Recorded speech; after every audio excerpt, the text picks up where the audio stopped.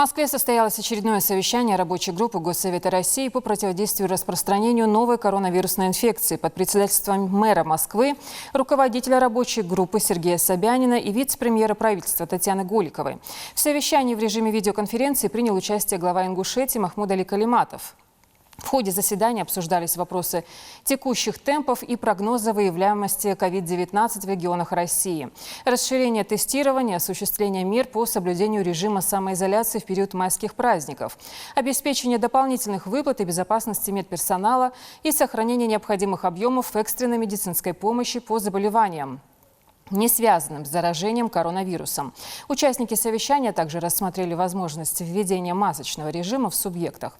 Ряд регионов, в числе которых Ингушетия, уже рекомендовали жителям надевать медицинские маски в общественных местах.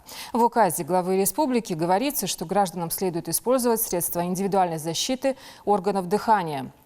Это маски, респираторы при нахождении вне мест проживания, в том числе в общественных местах, объектах розничной торговли, организациях по оказанию услуг, общественном транспорте, включая легковое такси.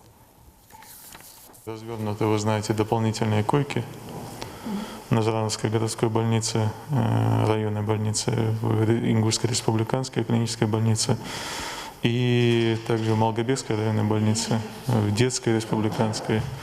Но свыше 1000 коек планируется развернуть. Сейчас идет доукомплектование, обеспечение этих коек.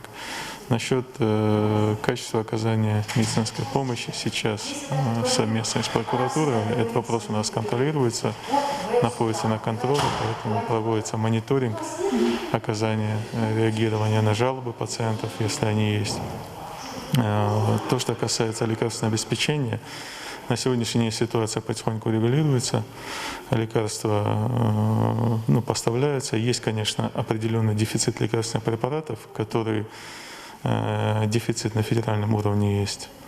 Но сейчас на ВКС было сказано и министром здравоохранения Российской Федерации, что в мае темпы выпуска лекарственных препаратов будут увеличены. Ну, я думаю, до субъектов эти препараты, такие наиболее дефицитные, будут поступать. Ну, в субъектах, во всех субъектах испытывается дефицит и средств индивидуальной защиты, маски. Сейчас цены на них поднялись, поэтому в наших аптеках цены выросли. Цены выросли не потому, что наши аптеки делают такие надбавки, а потому что цены поставщиков, закупочная цена, она увеличена.